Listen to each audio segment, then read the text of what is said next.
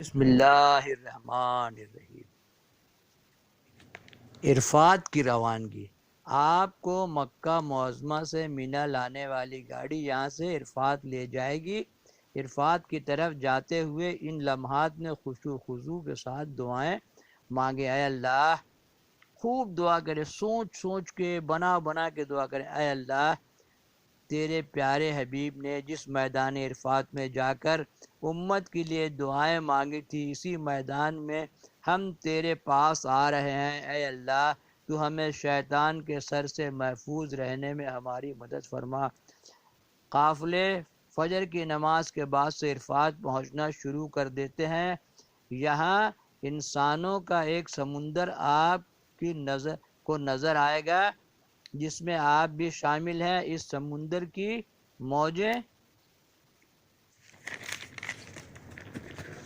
موجیں ایک دوسرے کے ساتھ لہراتی آگے بڑھتی چلی آ رہی ہے۔ اب نہ قومیت کی پرواہ، نہ زبان کا خیال، نہ رنگ کی پرواہ، نسل کا خیال، سب ایک دوسرے کے کندھے سے کندھا ملائے بڑھتے چلے جا رہے ہیں عرفات کی جانب۔ یہ سب اللہ کے بندے ہیں، سب اللہ کے مہمان ہیں، ان سب کو اللہ نے بلایا ہے۔ یہ سب اللہ کی طلبی پر یہاں آئے ہیں، اور پھر جس قدر ہو سکے تلبیہ، درود شریف اور کلمہ چہارم جو حضور پاک صلی اللہ علیہ وسلم نے اس جگہ پر پڑھنے کی تاکید فرمائی، خوب پڑھیں، اور عرفات کے راستے میں یہ بھی پڑھتے ہوئے جائیں۔ اللہم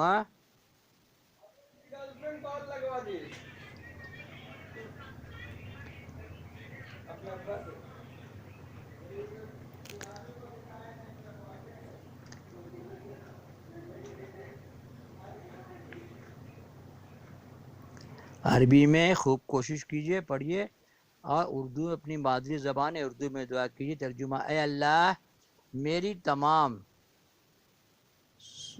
صبحوں سے اس صبح کو بہترین کر دے، اپنی رضامندی سے زیادہ قریب کر دے، اور اپنے غصے سے زیادہ دور کر دے۔ اے اللہ، میں تیری طرف متوجہ ہوا اور تجھ پر ہی بھروسہ رکھتا ہوں، اور تیری ذات کو چاہتا ہوں، پس میری گناہوں کو بخش دے، اور حج کو قبول کر، اور مجھ پر رحم فرما، اور مجھے محروم نہ کر، اور میرے سفر میں برکت ڈال۔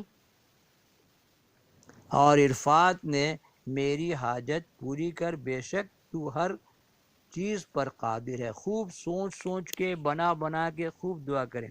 انسانوں کا یہ ٹھاٹھے مارتا سمندر ظہر سے پہلے میدان عرفات پہنچ جائے گا۔ میدان عرفات میں پہنچ کر جبل رحمت پر نظر پڑتی ہے۔ یہی وہ پہاڑ ہے جس پر سرکار دو عالم صلی اللہ علیہ وسلم، رسالت مآب صلی اللہ علیہ وسلم نے آخری حج کے موقع پر خطاب فرمایا تھا۔ عرفات پہنچ کر اپنے خیمے میں قیام کیجئے۔ عرفات کا میدان ایک عظیم الشان لق و دق میدان ہے۔ چاروں طرف اس کی حدود پر نشانات لگا دیے ہیں تاکہ وقوف عرفات سے باہر نہ ہو۔ عرفات میں جس طرف سے داخل ہوتے ہیں وہاں حضرت ابراہیم علیہ السلام کی قیام کی ہوئی ایک مسجد ہے، یہی مسجد نمرہ ہے۔ میدان اور عرفات میں جہاں بھی جگہ ملے آپ ٹھہر جائیں۔ زوال سے پہلے توبہ و استغفار میں مصروف رہیں۔ مسئلے کی زد سے آپ کو ظہر اور عصر کی نماز عرفات میں ادا کرنی ہے۔ زوال کا وقت گزرتے ہی مسجد نمرہ کے امام صاحب ایک اذان اور 2 تکبیروں کے ساتھ ظہر کے وقت ظہر اور عصر کے وقت عصر کی نماز ملا کر پڑھتے ہیں۔ مسجد نمرہ میں جو امام نماز پڑھتا ہے وہ مقیم ہونے کے باوجود قصر کرتا ہے، اور انحاف کے نزدیک اس کی اقتدار جائز نہیں۔ اس لیے حنفی حضرات کو ظہر کی نماز ظہر کے وقت اور عصر کی نماز عصر کے وقت ادا کرنی چاہیے۔ عرفات کا میدان دور تک پھیلا ہوا ہے، اس لیے مسجد نمرہ سے دور ٹھہرنے والوں کو مشورہ یہ ہے کہ وہ مسجد میں جانے کی کوشش نہ کریں، بہت پریشانی اٹھانا پڑتا ہے۔ جہاں جگہ ملے وہیں ٹھہر جائیں، وہیں نماز ادا کر لیں، ساتھ والوں سے مشورہ رکھیں، آرام رہے گا۔ کیونکہ ایک ہی شکل کے لاتعداد خیمے ہونے کے سبب زیادہ تر حضرات اپنے خیمے میں پہنچنے کے بجائے بھٹک جاتے ہیں، حج خراب ہو جاتا ہے اور پھر بہت تکلیف ہوگی۔ چنانچہ خیموں میں معلم یا ان کے وکیل علیحدہ علیحدہ جماعت کراتے ہیں، وہ بہتر ہے۔